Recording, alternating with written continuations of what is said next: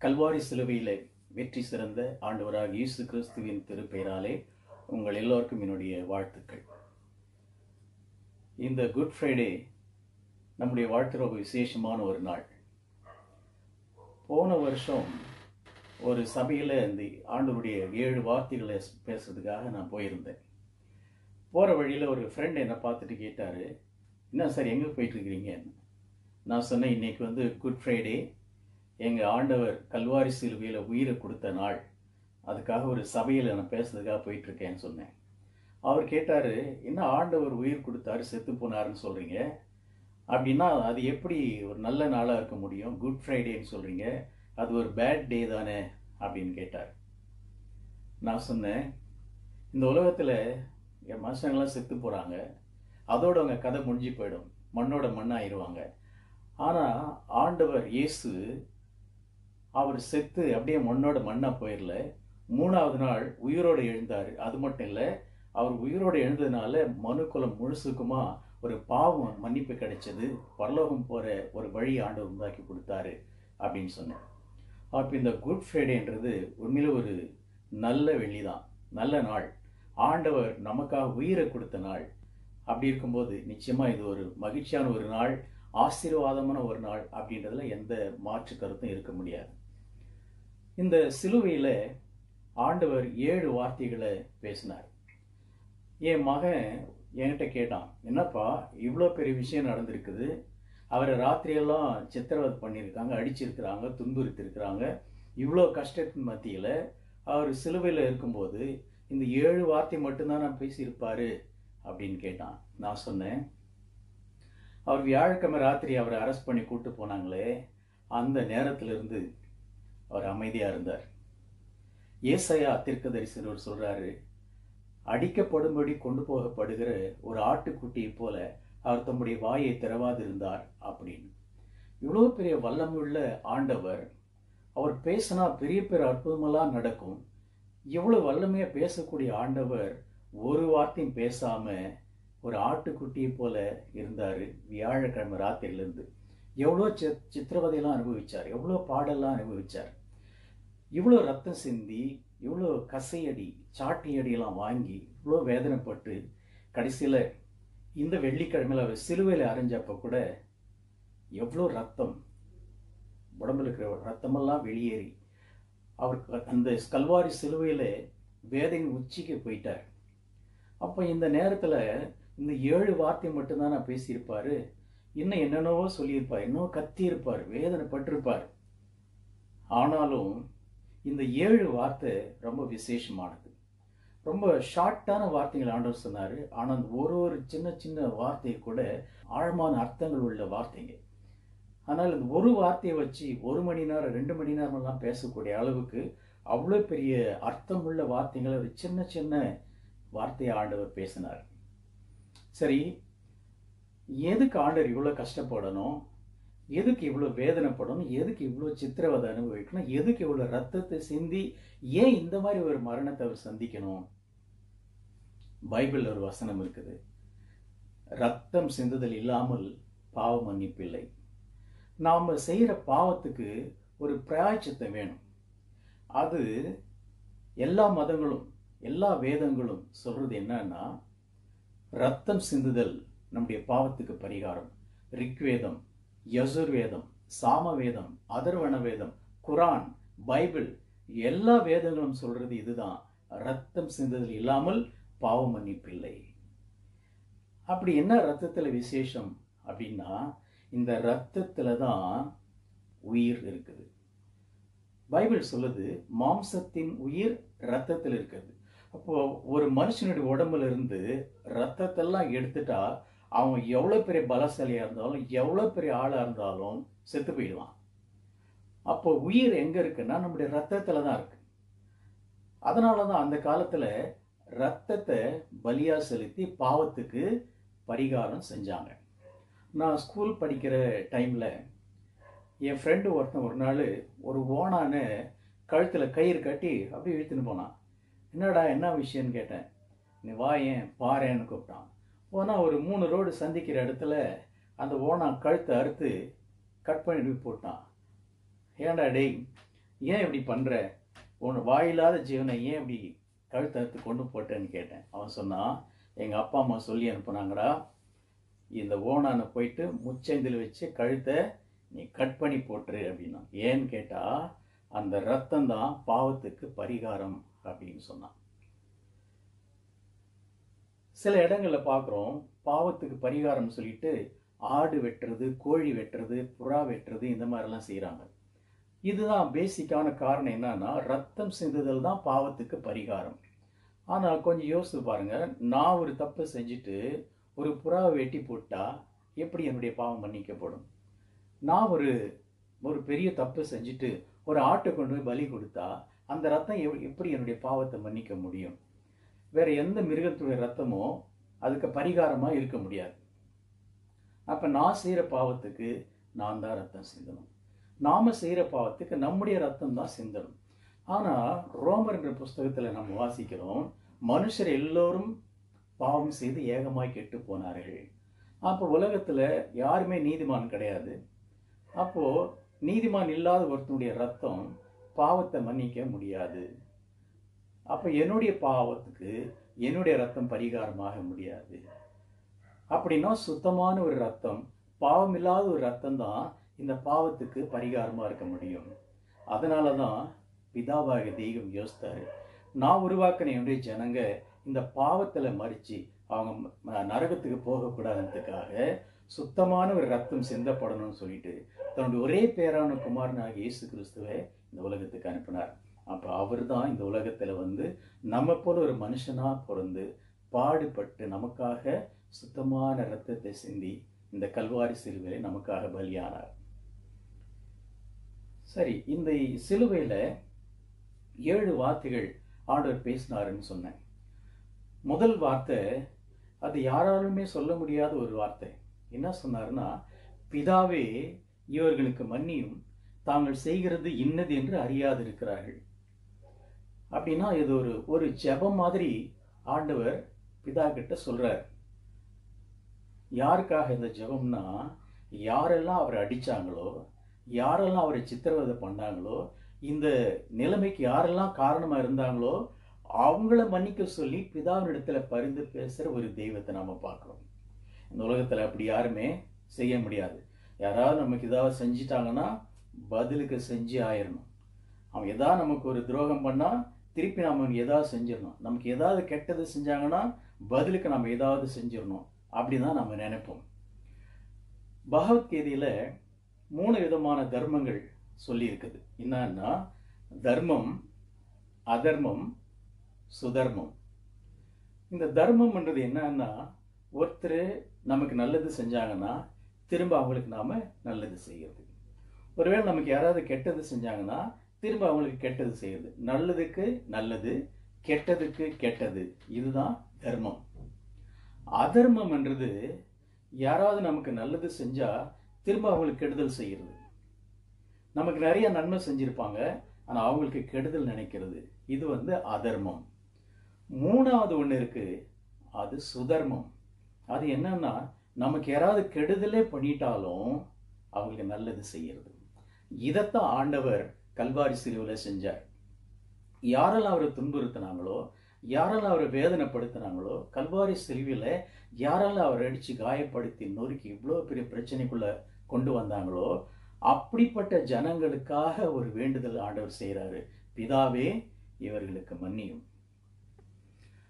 ஆண்டவர் அவருடைய 3 வருஷம் ஊழிய நாட்கள்ல நிறைய போதனைகள் செஞ்சார். அதுல ஒண்ணு, நீங்க பிற குற்றங்களை மன்னிக்கணும். அப்ப சீஷர்கள் கேட்கிறாங்க, எத்தனை முறை மன்னிக்கிறது ஆண்டவரே? 70 தரம் அப்படின்னு ஆண்டவர் சொல்றாரு. அப்படின்னா மன்னிக்கிறதுக்கு ஒரு அளவே கிடையாது. மன்னிக்கிறதா மனுஷ சுபாவம். இது வெறும் போதனையோட இல்லாம ஆண்டவர் கல்வாரி சிலுவையில அந்த வேதனையின் உச்சியில இந்த வார்த்தையை சொல்றாரு, பிதாவே இவர்களுக்கு மன்னியும். அவங்க எல்லாமே தெரிஞ்சுதான் செய்யறாங்க. ஆனா இவர் நல்லது செஞ்சதுக்கு பதிலா அவருக்கு கெட்டது செஞ்சாங்க, அவருக்கு தீங்கு விளைவிச்சாங்க. இப்படிப்பட்ட அந்த கயவர்களை பார்த்து ஆண்டவர் சொல்றாரு, பிதாவே இவர்களுக்கு மன்னியும். அப்ப இதுல இருந்து ஆண்டவர் என்ன சொல்ல வர்றாருன்னா, நாம கூட மற்றவங்களுக்கு மன்னிக்கிறவங்களா இருக்கணும். அப்போதான் நம்முடைய பாவங்கள் நமக்கு மன்னிக்கப்படும். இதுதான் அதில் நம்ம புரிந்து கொள்ள வேண்டிய ஒரு விஷயம். நம்முடைய பாவங்கள் மன்னிக்கப்படணும்னா, நமக்கு மன்னிப்பு வேணும்னா மற்றவங்களை நாம மன்னிக்கணும். இந்த ஒரு அருமையான பாடத்தை இந்த முதல் வார்த்தையில் ஆண்டவர் நமக்கு சொல்லித்தரார். அப்ப இது எந்த மாதிரி நிலைமை அவர் சொல்றாருன்னு பார்த்தா, வியாழக்கிழமை ராத்திரி அந்த கெத்செமனே தோட்டத்தில் அவர் ஜெபம் பண்ணும்போது அவர் அரெஸ்ட் பண்ணி கூட்டிட்டு போறாங்க. அந்த நேரத்திலிருந்து அவர் தண்ணி குடிக்கல, சாப்பிடல, ஒன்றும் இல்லை. அந்த நிமிஷத்திலிருந்து அவருக்கு சித்திரவதை தான். ராத்திரியெல்லாம் அவர் அலக்கழிச்சாங்க, துன்புறுத்தினாங்க, காரி துப்புனாங்க, முள்முடி சுட்டினாங்க, எட்டி உதைச்சாங்க, போற வரவெல்லாம் காரி துப்புனான். இதெல்லாம் அவர் சகிச்சுக்கிட்டார்.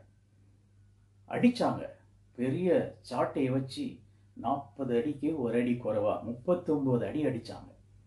இப்படி பல விதத்தில் அவர் சித்திரவதைப்பட்டு அங்கங்க உடம்புல சரீரமெல்லாம் கிழிஞ்சி ரத்தமெல்லாம் வழிஞ்சி, அந்த முள்கிரீடம் சூட்டப்பட்டதில் அங்கிருந்து ரத்தம் வடிஞ்சு இப்படி உடம்புல இருந்த ரத்தமெல்லாம் வெளியேறி காஞ்சி போன நிலைமையில, உடலெல்லாம் வற்றி போன ஒரு நிலைமையில 2 கையிலையும் கால்லையும் ஆணி அடிச்ச நேரத்துல எப்படி இருந்திருக்கும்?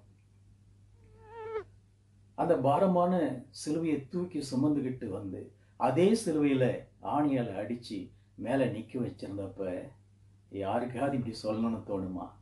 அந்த ஒரு சூழ்நிலையில அந்த வேதனையின் விளிம்பில் இருந்துகிட்டு ஆண்டவர் சொல்றாரு, பிதாவே இவர்களுக்கு மன்னியும். அப்படின்னா நாம் அது போல மன்னிக்க கத்துக்கணும்னு ஆண்டவர் நமக்கு இதுல சொல்லித்தரார். 2வது ஒரு வார்த்தை சொல்றார். அவருக்கு பக்கத்துல 2 திருடன்கள் இருந்தானுங்க. பயங்கரமான குற்றம் செஞ்சவங்களுக்கு தான் சிலுவை தண்டனை அந்த காலத்துல. அப்ப இவருக்கு பக்கத்துல ரைட்ல ஒரு திருடன், லெஃப்ட்ல ஒரு திருடன் சிலுவையில் இருக்கிறாங்க. அப்ப லெஃப்ட்ல இருக்கிறவன் சொல்றான், நீ தேவகுமாரனா இருந்தா நீ இறங்கி வா, உன்னை காப்பாத்திக்கோ, எங்களையும் காப்பாத்தி விடுன்னு பரிகாசம் பண்றான்.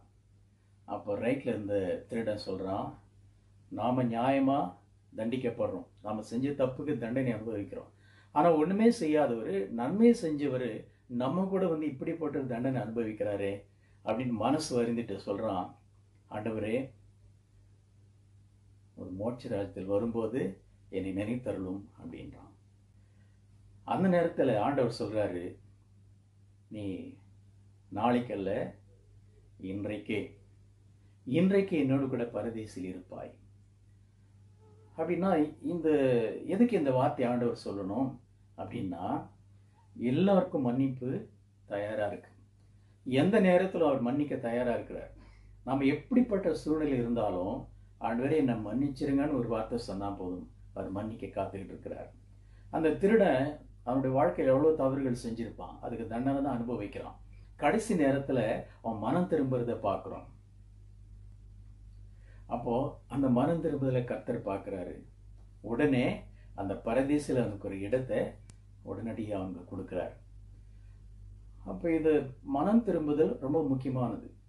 ஆண்டவர் ஊழியத்தை ஆரம்பிச்ச நாட்கள்ல அவருடைய ஃபர்ஸ்ட் மெசேஜ் என்னன்னா, மனம் திரும்புங்கள், பரலோக ராஜ்யம் சமீபித்திருக்கிறது. யோவான் ஸ்நானகன் அப்படின்னு ஒருத்தர் இருந்தான். அந்த தீர்க்கதரிசி கூட அவனுடைய முதல் பிரசங்கம் என்னன்னா, மனம் திரும்புங்கள், தேவனுடைய ராஜ்யம் சமீபமா இருக்கிறது. அப்போ இந்த மனம் திரும்புதல் ரொம்ப முக்கியமான ஒண்ணு. அதனாலதான் இந்த சில வழிமுறைகளை பெரியவங்க வச்சாங்க, ஞான ஸ்நானம் அப்படின்னு. இதுல என்ன ஒரு விசேஷம்னா, நம்முடைய பாவங்களுக்கு நாம மறிச்சு நீதிக்குன்னு பிழைக்கிறதுக்காக இந்த ஞான ஸ்நானம்ன்ற ஒரு ஏற்பாடு செஞ்சாங்க. ஆனா உண்மையிலேயே விசுவாசம் உள்ளவனாகி ஞான ஸ்நானம் பெற்றவன் ரட்சிக்கப்படுவான் அப்படின்னு பைபிள் சொல்லுது. அப்ப சும்மா இது தண்ணியில மூழ்கி எழுந்துக்கிறதுனால ரட்சிப்பு கிடையாது, மனம் திரும்பணும். அப்படி இல்லாத பட்சத்துல எத்தனை முறை தான் தண்ணியில மூழ்கி எழுந்தாலும் அது ஒரு பிரயோஜனம் இல்லை, குளிக்கிற மாதிரி தான். அப்ப மனம் திரும்புதலுக்கேற்ற ஞான ஸ்நானம் தான் உண்மையான ரட்சிப்பை கொண்டு வரும். இந்த திருடனுக்கு ஞான ஸ்நானம் எடுக்கிறதுக்கெல்லாம் டைம் கிடையாது, ஏன்னா அதோட அவனுடைய வாழ்க்கை முடியுது. ஆனா மனம் திரும்பினான். அதனாலதான் ஆண்டவர் சொன்னாரு, நீ இன்றைக்கு என்னுடன் கூட பரதேசில் இருப்பாய். அப்ப இப்ப நாம கூட உண்மையா மனம் திரும்பி ஆண்டவர்கிட்ட அறிக்கை செய்யும் போது அந்த பரலோகத்தை நாம் நிச்சயமாக பெற்றுக்கொள்ள முடியும். மூணாவது ஒரு வார்த்தை சொன்னார். அங்கிருந்து அவங்க அம்மாவை பார்க்குறாரு, சீஷனை பார்க்குறாரு. இவங்க 2 பேரும் அழுதுகிட்டு இருக்கிறாங்க. அம்மாவுக்கு என்ன கவலைன்னா, தன்னுடைய மகன் இங்கே சாக கிடக்கிறாரு, இன்னும் கொஞ்ச நேரத்தில் செத்து போயிட போகிறாரு. எப்படியெல்லாம் நம்ம பெற்று வளர்த்தோம், எவ்வளவெல்லாம் இந்த மகனுக்காக நம்ம பாடுபட்டோம், எவ்வளோ அற்புதங்கள் செஞ்சார், எவ்வளோ ஊழியங்கள் அற்புதமெல்லாம் செஞ்சார், அப்படி வேதனையில் அவங்க இருக்கிறாங்க. 3 வருஷம் கூட இருந்த அந்த சீஷன் இவரை பார்த்து வேதனைப்படும்போது இவர் 2 பேரையும் பார்த்து ஒன்று யோசிக்கிறாரு. என்னுடைய அம்மாவுக்கு ஒரு பாதுகாப்பு வேணும், என்னுடைய சீஷனுக்கும் ஒரு அரவணைப்பு வேணும் அப்படின்னு சொல்லி தன்னுடைய இடத்துல அந்த சீஷனை நிறுத்துறார். அப்போ அந்த அம்மா கிட்ட சொல்கிறார், அவங்க அம்மா கிட்ட சொல்கிறாரு, ஸ்திரீயே அதோ உன் மகன். இது வரைக்கும் நான் உங்கள் மகனாக தான் இருந்தேன், ஆனால் இனிமே யோவான் தான் உனக்கு மகன். அப்படின்னா தனக்கு பிறகு தன்னுடைய அம்மா நிராதரவாக போயிடக்கூடாது, ஆதரவு இல்லாமல் இந்த உலகத்தில் அவங்க கஷ்டப்படக்கூடாது, அவங்களுக்கு ஒரு சப்போர்ட் வேணும், ஒரு ஆறுதல் வேணும், ஒரு அரவணைப்பு வேணும், ஒரு பாதுகாப்பு வேணும் அப்படின்னு சொல்லிட்டு தன்னுடைய சீஷனை தன்னுடைய தாயாருக்கு ஒரு மகனாக ஆண்டவர் நியமிக்கிறாரு. அந்த சீஷனை பார்த்து ஆண்டவர் சொல்கிறாரு, அதோ உன் தாய். என்னுடைய அம்மா தான் இனிமே அவங்க உனக்கு அம்மா. அவங்கள பார்க்க வேண்டியது, பராமரிக்க வேண்டியது உன்னுடைய பொறுப்பு. இன்னைக்கு நிறைய முதியோர் இல்லங்கள் நான் பார்க்குறோம். பிள்ளைங்களாக இருக்கிறாங்க, நல்ல வசதியாக இருக்கிறாங்க, ஆனால் இந்த பெற்றோர் படுற கஷ்டங்கள் ஏராளம். முதியோர் இல்லத்தில் ஒரு அனாதைகள் போல இருக்கிறத நம்ம பார்க்குறோம். இந்த மாதிரி தன்னுடைய தாய் கைவிடப்பட்டுறக்கூடாதுன்றதுக்காக அந்த அம்மாவுக்கு ஒரு பாதுகாப்பை உண்டு பண்ணி மகனை தன்னுடைய ஸ்தானத்தில் ஆண்டவர் நிறுத்துறாரு. அதோ உன் தாய். அப்போ நாம் என்ன செய்யணும்? நம்முடைய பெற்றோரை கனப்படுத்தணும். நம்முடைய அப்பா அம்மாவுக்கு நாம் செய்ய வேண்டிய கடமைகள் இருக்கு. உன்னுடைய ஆயுசு நாட்கள் நீடித்திருப்பதற்கு உன் தகப்பனையும் தாயையும் கனம் பண்ணுவாயாக அப்படின்னு பைபிள் சொல்லுது. அப்போ நம்முடைய பெற்றோரை கனப்படுத்தணும், பெற்றோரை மதிக்கணும், அவங்களுக்குரிய கடமைகளை பாதுகாப்புகளை நம்ம செய்யணும். என்னதான் வயசாயிட்டாலும் அவன் நமக்கு பெற்றோர் தான். தள்ளாத வயசாகி போயிட்டா கூட அம்மா நமக்கு அம்மா தான், அப்பா நமக்கு அப்பா தான். அதனால ஆண்டவர் அந்த பொறுப்புள்ளவர்களை நம்ம உலகத்தில் வாழறதுக்காக இந்த வார்த்தையை கல்வாரி சிலுவையில் சொன்னார். 4வது ஒரு வார்த்தையை சொன்னார், என் தேவனே என் தேவனே ஏன் என்னை கைவிட்டீர். முதல் வார்த்தை ஒரு ஜெபமா ஆண்டவரை தேவனை பார்த்து ஆண்டவர் பேசினார், பிதாவே இவர்களுக்கு மன்னி. 2வது வார்த்தை அந்த திருடனுக்கு ஒரு ரட்சிப்பை கொடுக்கறதுக்காக ஒரு வார்த்தையை பேசினார். 3வது தன்னுடைய தாய்க்கும் சீஷனுக்கும் ஒரு பாதுகாப்பு, ஒரு உறவை ஏற்படுத்துறதுக்காக பேசினார். இந்த 4வது வார்த்தை வேதனையின் உச்சியில் ஆண்டவர் சொல்றாரு, என் தேவனே என் தேவனே ஏன் என்னை கைவிட்டீர். இதில் நம்ம கவனிக்க வேண்டிய ஒரு விஷயம், பிதாவேன்னு அவரு இந்த இடத்துல சொல்லலை. நிறைய இடங்களில் ஜெபம் பண்ணும் போதெல்லாம் பிதாவே பிதாவேன்னு தான் சொல்லி ஜெபம் பண்ணியிருக்கிறாரு. இந்த முதல் வார்த்தையில கூட பிதாவே இவர்களுக்கு மன்னியம் தான் சொல்றாரு. ஆனால் இந்த 4வது வார்த்தையை சொல்லும்போது பிதாவே பிதாவே ஏன் என்னை கைவிட்டீர்னு சொல்லாம என் தேவனே ஏன் என்னை கைவிட்டீர் அப்படின்னு கேட்கிறார். அப்படின்னா என்ன விஷயம்? ஆண்டவர் இந்த முழு உலகத்தின் பாவத்தை தன் மேல சுமந்துகிட்டு நிற்கிற ஒரு காட்சி. கல்வாரி சிலுவையில தொங்குறது தன்னுடைய குமாரன் அல்ல, பாவத்தின் மொத்த உருவமே கல்வாரி சிலுவையில் இருக்கிறது பிதாவான தேவன் பார்த்தார். அப்போ தன்னுடைய குமாரன் எங்க பார்க்கல, இந்த உலகத்தினுடைய பாவத்தை பார்த்ததுனால இந்த பாவமாகிய அந்த உருவத்தை கண்டு கைவிடுவதை நம்ம பார்க்கிறோம். ஏன்னா பாவத்தை பார்க்காத சுத்த கண்ணன் அப்படின்னு நம்முடைய பிதாவாகிய தேவனை குறித்து நம்ம பைபிளில் வாசிக்கிறோம். இங்க நிற்கிறது கல்வாரி சிலுவையில தொங்குறது தன்னுடைய குமாரனா இருந்து கூட இப்ப அவருக்கு தெரியறதெல்லாம் முழு உலகத்தினுடைய பாவம். ஆகவேதான் இந்த நிலைமையில அந்த பிதாவாகிய தேவன் இயேசுவை கைவிட்டார். இப்ப அவருக்கும் குமாரனுக்கும் பிதாவுக்கும் குமாரனுக்கும் இடையே இருக்கிற உறவு அருந்து போயிடுச்சு. இனிமே அவர் பிதாவேன்னு கூப்பிட முடியாத ஒரு சூழ்நிலை ஆயிடுச்சு. காரணம் என்னன்னா இப்ப அவர் குமாரனா இல்லை, அவர் ஒரு பாவமாயிட்டார். உலகத்தினுடைய முழு பாவத்தினுடைய உருவமாக தான் இயேசு மாறினார். அதனால தான் பிதா இயேசுவை கைவிட்டார். அதனால தான் இயேசு கதறினார், என் தேவனே, என் தேவனே, ஏன் என்னை கைவிட்டீர்? ஒரு அங்கலாய்ப்பு, ஒரு பரிதவிப்பு, கைவிடப்பட்ட நிலைமையை ஆண்டவர் உணர்ந்தார். என்னுடைய பிதா என்னை கைவிட்டுட்டாரு. இப்ப பிதா என்ற உறவு போயிட்ட பிறகு தேவன், எல்லாரும் தேவனே தேவனே என்று அழைக்கிற மாதிரி அவரும் கூப்பிடுறார், என் தேவனே, என் தேவனே, ஏன் என்னை கைவிட்டீர்? அப்ப எதுக்காக இந்த பரிதவிப்பு? எதற்காக? இந்த அங்கலாய்ப்பு எதற்காகன்னா நம்முடைய பாவங்களுக்காக. நம்முடைய பாவம் தான் அவர் மேல இருந்துச்சு. அவர் தோள் மீது நம்முடைய பாவங்கள் தான் சுமந்துகிட்டார்.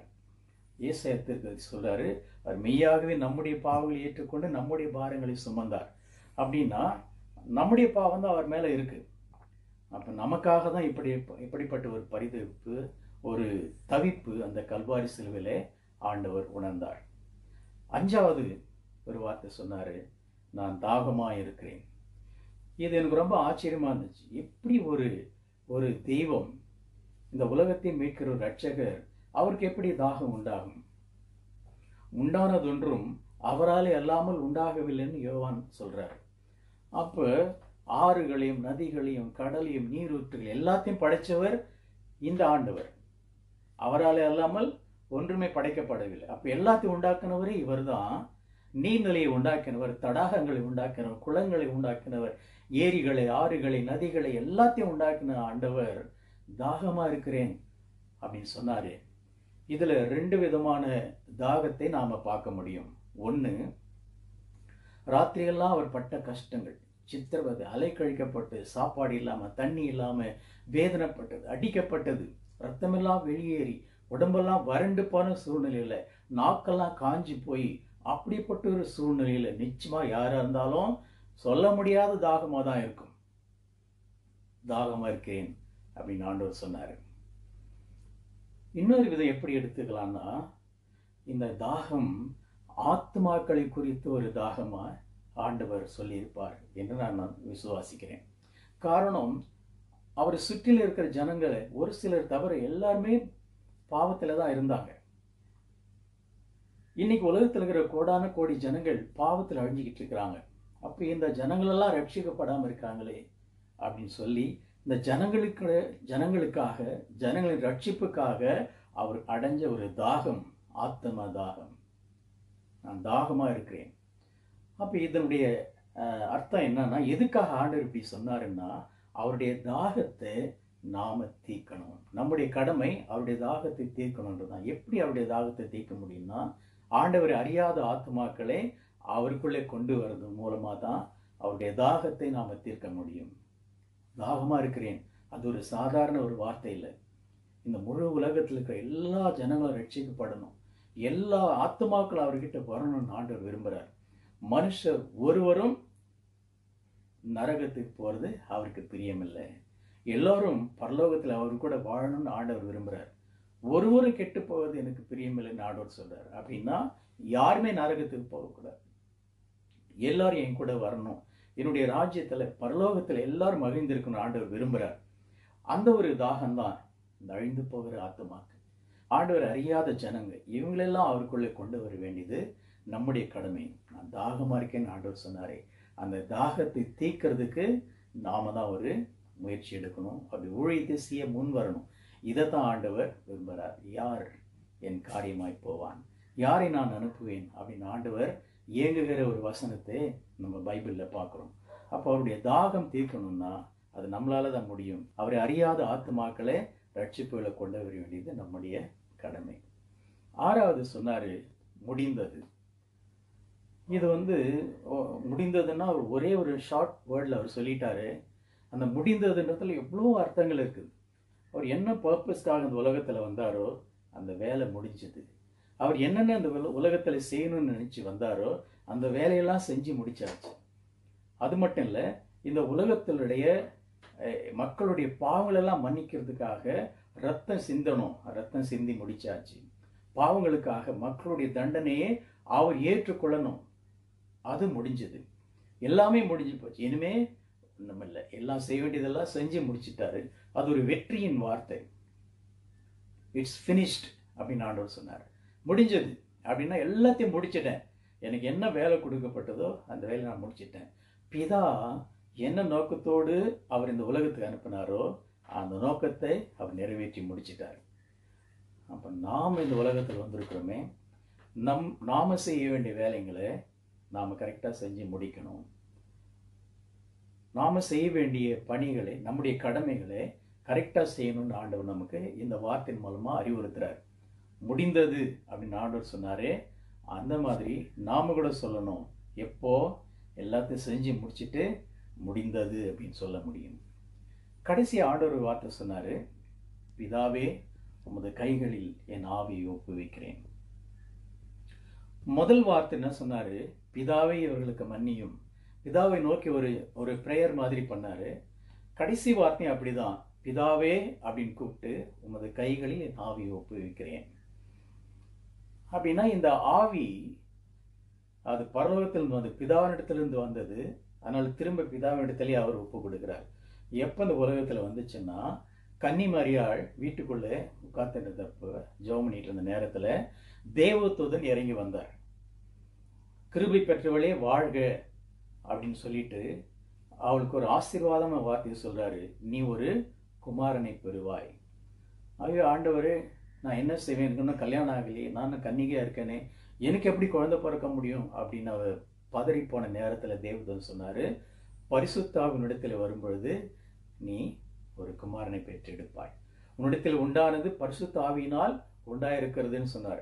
அப்ப பரிசுத்த ஆவியானவர் இந்த மரியாளுடைய வயிற்றிலே கருவாக உற்பவித்து இயேசுவாக இந்த உலகத்திலே பிறந்தார். அப்போ ஆவியானவர் பரத்திலிருந்து இறங்கி அந்த கன்னி மரியாள் வயிற்றுக்குள்ள வந்ததுனால இயேசு உருப்பெற்று அந்த உலகத்துல வந்தார்.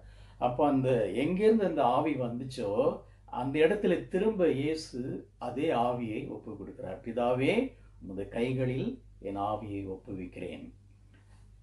இந்த ஜெபம் வந்து இன்னைக்கு கூட இந்த யூதர்கள் தினந்தோறும் செய்யற ஒரு பிரேயர். அன்னையிலிருந்து இன்னைக்கு வரைக்கும் அந்த ஜெபத்தை செஞ்சுக்கிட்டே இருக்கிறாங்க. ஒவ்வொரு நாளும் நைட்டு தூங்க போகும்போது பிதாவே உமது கைகளில் என் ஆவியை ஒப்புவிக்கிறேன் அப்படின்னு சொல்லிட்டு தான் தூங்க போவாங்க. மறுநாள் காலையில எந்திரிச்சு பிதாவே என்னுடைய ஆவியை திரும்ப பெற்றுக் கொள்கிறோம் அப்படின்னு சொல்லிட்டு புதிய நாளை தொடங்குவாங்க.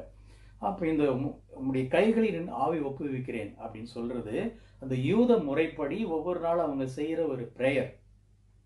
இப்ப ஆண்டவர் அந்த ஜெபத்தை சொல்றாரு, கல்வாரி சிலுவையில் இருந்துகிட்டு பிதாவே உமது கைகளில் என் ஆவியை ஒப்புவிக்கிறேன் அப்படின்னா இந்த பரலோகத்திலிருந்து இறங்கி வந்த அந்த ஆவியை திரும்ப பரலோகத்தில் இருக்கிற பிதாவினிடத்திலேயே அவர் ஒப்புவிக்கிறார். அப்படின்னா அவர் டியூட்டி முடிஞ்சது.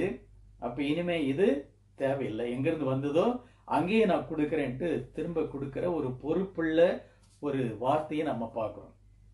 எல்லாத்தையும் கரெக்டா செஞ்சு முடிச்சுட்டு இதை பாருங்க, பிதாவே நான் செஞ்சு முடிச்சுட்டேன், இந்த ஆவியே என்னுடைய ஆவியே இப்போ உங்க கையில ஒப்பு கொடுக்குறேன்ட்டு திரும்ப ஒப்பு கொடுக்குற ஒரு வசனம் தான் இது, ஒரு வார்த்தை தான், பிதாவே உங்க கைகளில் இந்த ஆவி ஒப்புவிக்கிறேன். அப்ப இதுல நாம தெரிஞ்சுக்க வேண்டியது என்னன்னா, நமக்கு என்ன ரெஸ்பான்சிபிலிட்டி இந்த உலகத்தில் நமக்கு கொடுக்கப்பட்டிருக்குதோ, நமக்கு என்னென்ன பொறுப்புகள் கொடுக்கப்பட்டிருக்குதோ, என்ன வேலை நமக்கு கொடுக்கப்பட்டிருக்குதோ அதை கரெக்டா செஞ்சு நிறைவேற்றணும்னு ஆண்டவர் விரும்புறார். அவர் எப்படி எல்லாத்தையும் கல்வாரி சிலுவையில் செஞ்சு முடிச்சுட்டு ஒப்புவிச்சாரோ அது போல நம்முடைய வேலையெல்லாம், நம்முடைய கடமையெல்லாம், நம்முடைய பணிகளை எல்லாம், நம்முடைய பொறுப்புகள் எல்லாம் நிறைவேற்றி முடிச்சுட்டு, ஆண்டவரே நான் உலகத்துல என்னுடைய பணியை சிறப்பா செஞ்சு முடிச்சேன் அப்படின்னு நம்முடைய ஆவியை அவர்கிட்ட ஒப்பு கொடுக்கிற அப்படிப்பட்ட ஒரு உன்னதமான ஒரு வாழ்க்கையை நாம வாழணும்னு ஆண்டவர் இந்த வார்த்தை மூலம் நமக்கு சொல்லித்தரார். 7 வார்த்தைகள் சொன்னாரு. இந்த 7 வார்த்தைகள் அற்புதமான வார்த்தைகள். சுருக்கமா இருந்தாலும் சின்ன சின்ன வார்த்தைகளா இருந்தாலும் இதில் ஆழ்ந்த பொருளுள்ள வார்த்தைகளாக நாம பார்க்கிறோம். சரி, இந்த 7 வார்த்தைகளை இன்னைக்கு மட்டும்தான் தியானிக்கணும் அப்படின்னு இல்லை, நம்முடைய வாழ்நாள் முழுக்க நம்ம சிந்திக்க வேண்டிய ஒரு அர்த்தமுள்ள ஒப்பற்ற வார்த்தைகள் இந்த கல்வாரியிலே ஆண்டவர் சொன்ன 7 வார்த்தைகள். இந்த 7 வார்த்தைகளையும் நம் மனதில் வைத்து அதன்படி வாழும்போது நிச்சயமா ஆண்டவர் மாதிரி நாம கூட வெற்றியுள்ள ஒரு வாழ்க்கையை வாழ முடியும். கண்களை மூடி நாம் ஜெபிக்கலாம். அன்பும் இரக்கமும் கிருபை நிறைந்த நல்ல ஆண்டவரே, இந்த அருமையான வேலைக்காமை ஸ்தோத்திரிக்கிறோம், துதிக்கிறோம். 2000 வருஷங்களுக்கு முன்பு ஆண்டவரே இது போல ஒரு வெள்ளிக்கிழமையில எங்களுக்காக நீர் கல்வாரி சிலுவையை சுமந்து பாடுகளை ஏற்று ரத்தம் சிந்தி எங்களுக்காக கசையடிகளை ஏற்றுக்கொண்டு முள் கிரீடத்தை சூடிக்கொண்டு உமது வெளியேற பெற்ற இரத்தத்தை எங்களுக்காக கடைசி சொட்டு வரைக்கும் சிந்தி உமது இன்னுயிரை கல்வாரி சிலுவையில் எங்களுக்காக கொடுத்தீரேன். அந்த மாபெரும் தியாகத்தை நினைத்து உமக்கு நன்றி செலுத்துகிறோம். கல்வாரி சிலுவையிலே நீர் எங்களுக்காக பேசின 7 வார்த்தைகள் நாம் நினைத்து பார்த்தோம். அன்று ஒவ்வொரு வார்த்தையும் முத்து முத்தாய் அர்த்தங்கள் உள்ளதா இருப்பதற்காக நமக்கு நன்றி செலுத்துகிறோம். இதை காதோடு கேட்டு விட்டு விடாமல் எங்கள் உள்ளத்துக்குள்ளே இதயத்துக்குள்ளே வைத்து அதன்படி வாழ கர்த்தர் எங்களுக்கு உதவி செய்யும்படியா நாங்கள் ஜெபிக்கிறோம். இந்த நாளிலே உலகம் எங்கும் நடக்கின்ற இந்த சிலுவை தியான கூட்டங்களை கர்த்தர் ஆசீர்வதிக்கும்படி நாங்கள் ஜெபிக்கிறோம். இந்த பாடுகளை குறித்து நாங்கள் பேசும் பொழுதும் தியானிக்கும் பொழுதும் கர்த்தர் எங்கள் மனக்கதவுகளை திறக்கும்படி நாங்கள் ஜெபிக்கிறோம். நீர் எங்களோடு பேசும், எங்களோடு வந்து எங்கள் வாழ்க்கையிலே ஆசீர்வாத மழையை வர்ஷிக்க பண்ணும்படியா நாங்கள் ஜெபிக்கிறோம். கல்வாரி சிலுவையிலே மரித்து நீர் மீண்டுமாக 3ஆம் நாள் உயிர்த்தெழுந்தீர் என்பது நீர் எங்களுக்கு கொடுத்திருக்கிற மிகப்பெரிய ஒரு விசுவாசம். அதுபோல ஆண்டவரே, எங்கள் வாழ்க்கையிலே எங்களுக்கும் அப்படிப்பட்ட ஒரு மறுவாழ்வு உயிர்த்தெழுதல் உண்டு என்கின்ற நிச்சயத்தை எங்களுக்கு கொடுத்திருப்பதனாலே நமக்கு நன்றி செலுத்துகிறோம். அதை எங்கள் மனதில் வைத்து அதன்படி வாழ கர்த்தர் கிருபை செய்வீராக. தொடர்ந்து ஆசீர்வதியும், காத்துக்கொள்ளும், வழி நடத்தும். இயேசுவின் நாமத்தில் ஜெபிக்கிறோம் பிதாவே. ஆமென். God bless you.